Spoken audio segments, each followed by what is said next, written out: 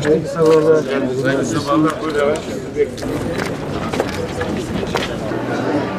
Başkanım burada mı? Buyurun.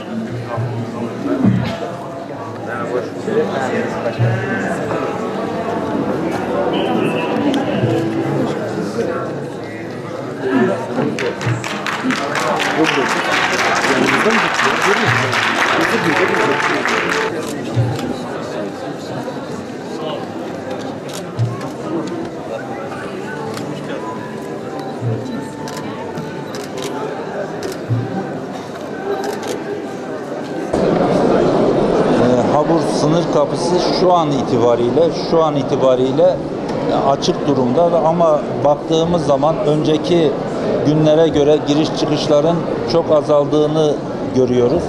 Tabii ileriki zamanlarda veya günlerde Habur sınır kapısının kapatılması da gündemde. Cumhurbaşkanımızın da ifade ettiği gibi her an kapatılabilir. Oradaki bir takım gelişmeleri bekliyoruz.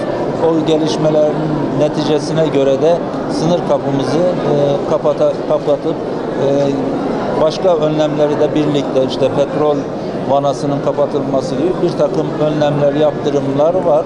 Elbette ki biz Kuzey Irak'taki referandumu gayrimeşru olduğuna inanıyoruz ve kabul sonuçları itibariyle de kabul etmediğimizi ifade etmiştik. Bütün uluslararası toplumun itirazına rağmen Barzani hükümetinin bu noktadaki atmış olduğu adımlar esasında oradaki Kürt kardeşlerimizin de lehine olmayan bir durum olduğunu defalarca başta Cumhurbaşkanımız ve Başbakanımız olmak üzere ilgili bakan arkadaşlarımız da ifade ettiler.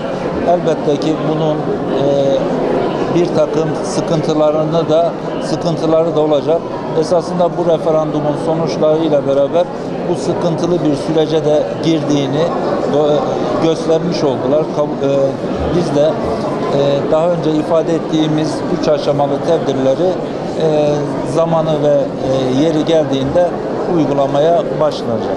Oradaki normal planlanan askeri tatbikat planlandığı şekilde devam ediyor. Iraklı askerler de geldiler. Biliyorsunuz Irak hükümetinin özellikle sınır kapısının kendilerine devri noktasında, anayasal hakları olan devri noktasında da talepleri var. Dolayısıyla gelişmelere göre adımlar atılacak ve bekliyoruz. Teşekkür ederiz.